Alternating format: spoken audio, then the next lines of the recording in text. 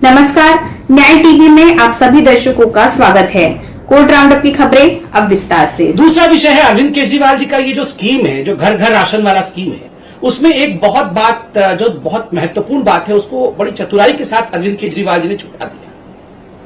उसमें एक प्रावधान है कि आप ये जो राशन है, जो आप फेयर प्राइस शॉप में पाते हैं, उस राशन को दिल्ली के कुछ एजेंसीज उठा लेंगे और जैसे कि गेहूं है उसको आटा बनाया जाएगा। और जैसा है, कोई भी राज्य का ये अधिकार नहीं है कि नेशनल फूड सिक्योरिटी एक्ट को बंद कर दे और अपने तरीके से उसी स्कीम में से स्कीम निकाले। देखिए, अगर अरविंद केजरीवाल जी वाकई गरीबों के बीच में इसके अतिरिक्त कोई राशन बांटना चाहते हैं और वो चाहते हैं कि वो गरीबों का कल्याण करे, इसके ऊपर कल्याण करे, तो उसके लिए अरविंद केजरीवाल जी राशन प्रोक्योर कर सकते हैं।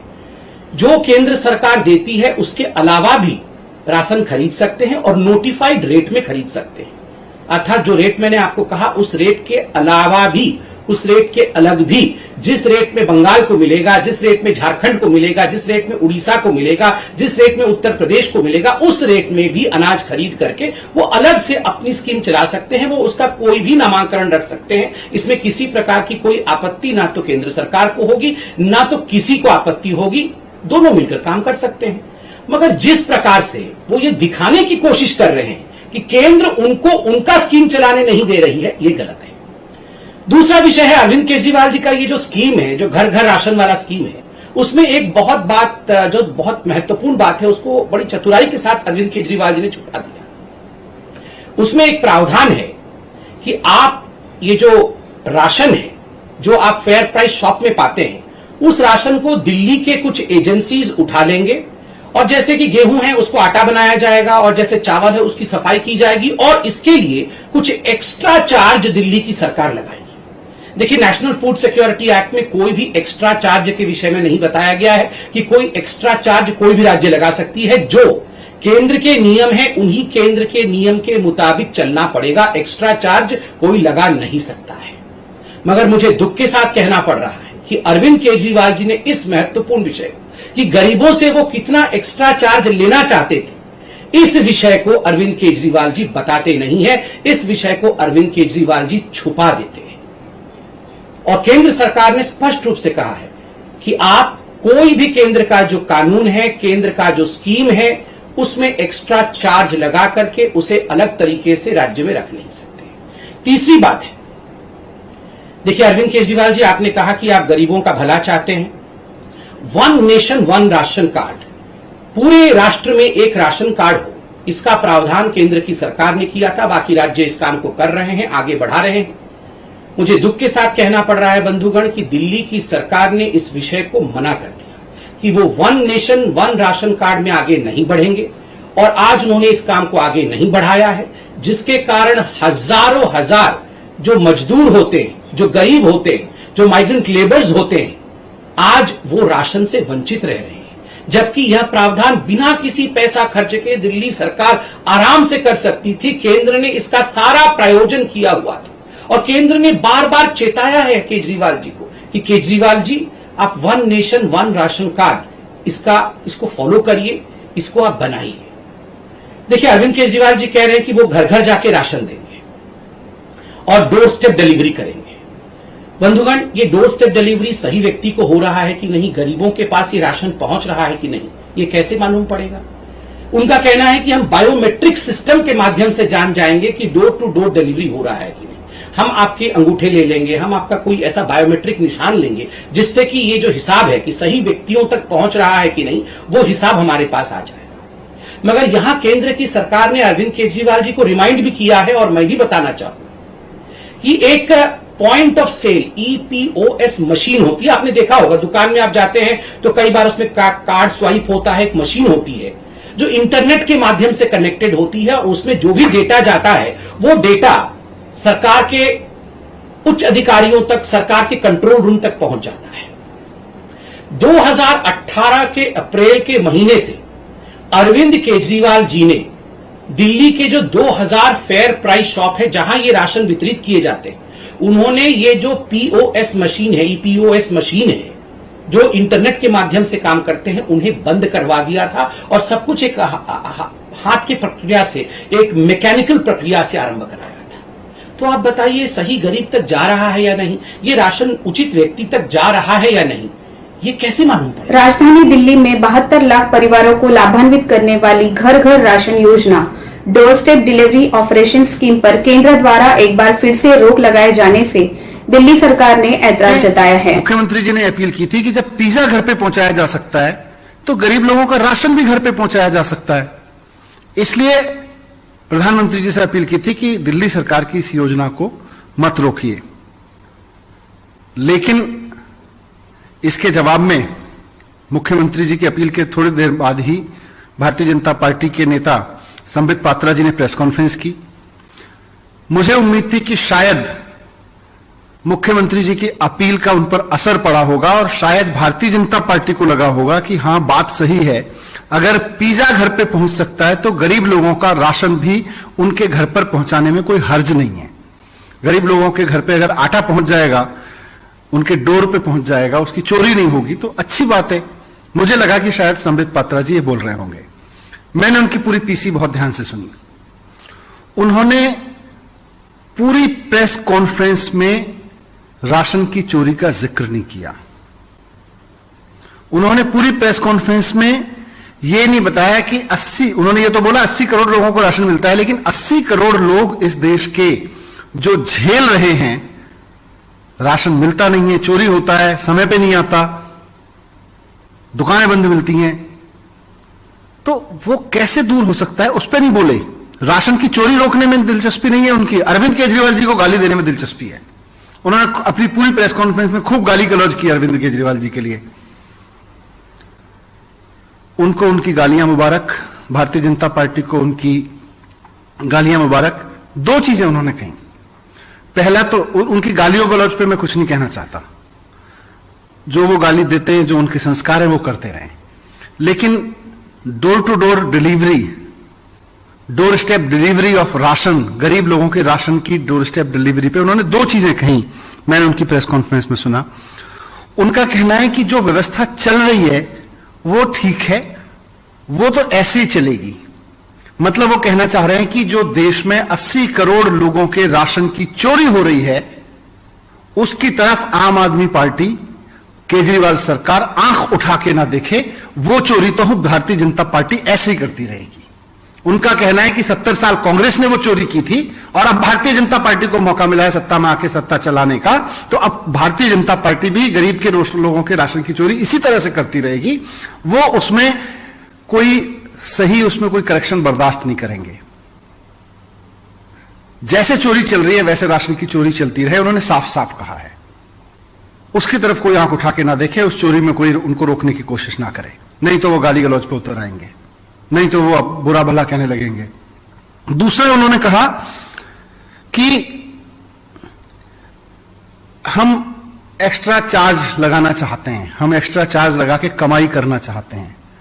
संबित पात्रा जी, केंद्र में आपकी पार्टी की सरकार है, जरा ठीक से ऑर्डर पढ़ लीजिए। आपकी सरकार ने ऑर्डर कर रखा है कि कोई भी राज्य सरकार अगर इस राशन को, पीडीएस के तहत मिलने वाले राशन को अगर गरीब लोगों को पीस कर आटे में कन्वर्ट करके देना चाहती है तो वो गरीब लोगों से 3 रुपए चार्ज कर सकती है। आपने 3 रुपए गरीब लोगों से राशन की पिसाई का ऑर्डर कर रखा है आपकी सरकार ने, और इसी ऑर्डर के बेस पर भारतीय जनता पार्टी की हरियाणा सरकार हरियाणा के गरीब लोगों से 3 रुपए राशन की पिसाई लेती है और राशन की दुकानों पे आके लोगों को वो राशन की जगह आटा उठाना पड़ता है, अगर मिलता है तो। दिल्ली सरकार का प्रपोजल कहता है कि हम केवल 2 रुपए पिसाई लेंगे और राशन घर पे दे के आएंगे। हम केवल उस आदमी से 2 रुपए चार्ज करेंगे पिसाई के। आपने 3 रुपए कर रखा है और आपकी भारतीय जनता पार्टी की कई सरकारें पूरे देश में 3-3 रुपए ले रही है गरीब लोगों से। हमने कहा है हम 2 रुपए का चार्ज लेंगे और उसका पिसा हुआ आटा उसके घर पे दे के आएंगे। ये आपको घर पहुंचने में प्रॉब्लम है, आपको इस बात से प्रॉब्लम है, आपको गरीब आदमी से 3 रुपए वसूले जा रहे हैं आपकी भारतीय जनता पार्टी की राज्यों की सरकारों से, उस पर प्रॉब्लम नहीं है। आपको प्रॉब्लम इस बात पे है कि ये घर पे अगर राशन पहुंचने लगा तो जो राशन की चोरी आपकी पार्टी कर रही है उसका क्या होगा। 80 करोड़ लोगों के हिस्से की राशन की चोरी भारतीय जनता पार्टी कर रही है पूरे देश में, उसका क्या होगा, इस बात की चिंता है। मैं अब इस देश के लोगों से पूछना चाहता हूं, भारतीय जनता पार्टी कह रही है कि यह व्यवस्था तो ऐसी चलनी चाहिए। अरविंद केजरीवाल जी कह रहे हैं कि अब इस व्यवस्था की जगह यह व्यवस्था होनी चाहिए कि हर आदमी के, गरीब आदमी के घर पर पिसा हुआ आटा पहुंचे। ये हम कह रहे हैं, उसका राशन उसके घर पे पहुंचे, उसके घर पे देने वाला सरकार उसके घर पे दे के आए, हम ये कह रहे हैं। भारतीय जनता पार्टी, संबित पात्रा जी कह रहे हैं कि जिस तरह की चोरी अभी चलती रही है राशन की, वो चोरी चलती रहे। मैं देश की जनता से पूछना चाहता हूं कि क्या 80 करोड़ लोगों की चोरी चलती रहे? हम दिल्ली में इस चोरी को रोकना चाहते हैं, हम इस चोरी के खिलाफ हैं।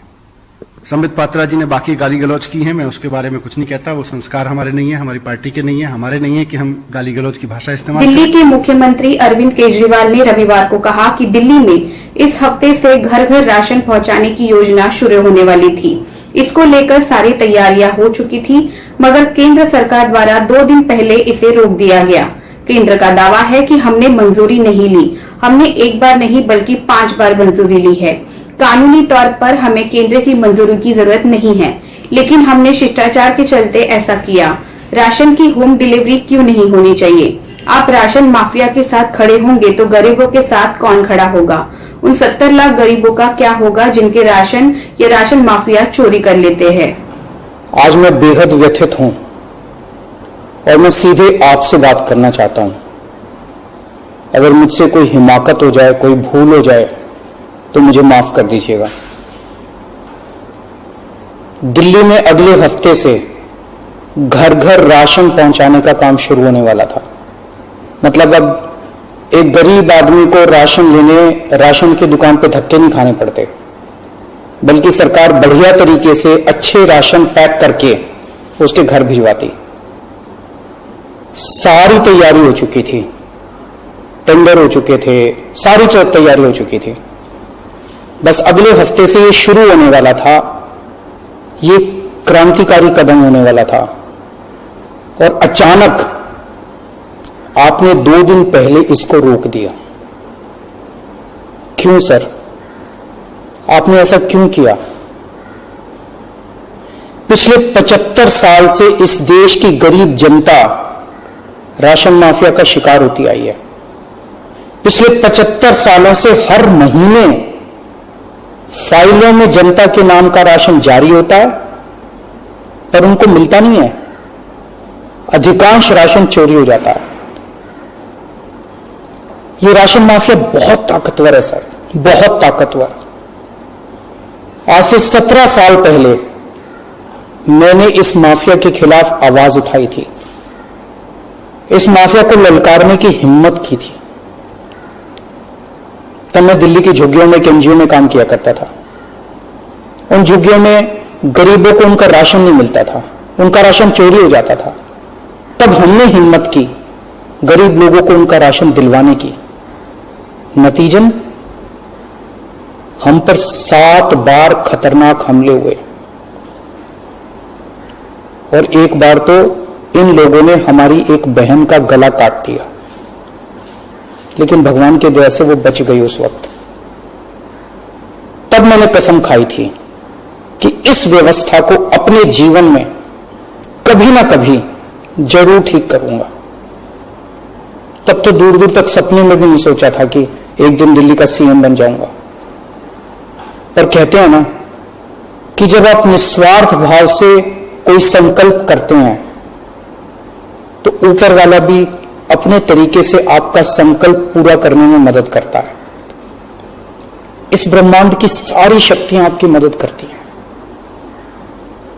इस राशन माफिया के तार बहुत ऊपर तक हैं सर।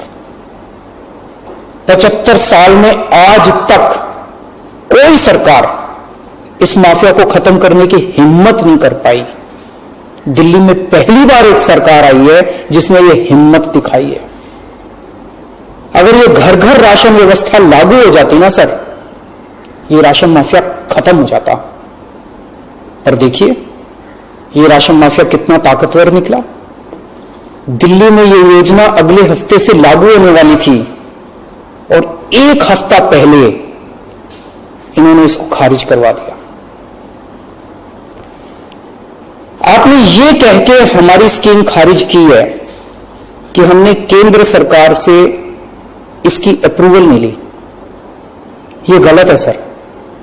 हमने एक बार नहीं, 5 बार आपकी अप्रूवल ली है। ये रही सारी चिट्ठियां। केंद्र सरकार को हमने इतने सारे खत लिख के बताया कि हम ये योजना दिल्ली में लागू करने जा रहे हैं। कानूनन हमें दिल्ली में ये स्कीम लागू करने के लिए केंद्र सरकार की कोई अप्रूवल लेने की जरूरत नहीं है। कानूनन इस स्कीम को लागू करने के लिए राज्य सरकार पूरी तरह से सक्षम है, लेकिन हम केंद्र सरकार के साथ किसी तरह का कोई विवाद नहीं चाहते थे, इसलिए हमने एक बार नहीं 5 बार आपका अप्रूवल लिया है सर। मार्च के महीने में हमारी योजना पे आपकी सरकार ने कुछ आपत्तियां लगाई, हमने आपके सारे ऑब्जेक्शन पूरे कर दिए। जैसे हमने इस योजना का नाम मुख्यमंत्री घर घर राशन योजना रखा था, आपने ऑब्जेक्शन लगाया कि हम इस योजना का नाम मुख्यमंत्री के नाम से नहीं रख सकते। हमारा मकसद अपना नाम चमकाने का नहीं था, हमारा एक ही मकसद था, किसी भी तरह से यह स्कीम लागू हो और गरीबों को उनका राशन मिलने लगे। हमने आपकी बात मान ली, हमने स्कीम से नाम ही हटा दिया, और भी आपने जितने ऑब्जेक्शंस किए हमने सारे मान लिए। इस सबके बावजूद भी आप कहते हो हमने आपकी अप्रूवल नहीं ली। फिलहाल बस इतना ही। अन्य खबरों के लिए जुड़े रहिए न्याय टीवी के साथ। नमस्कार।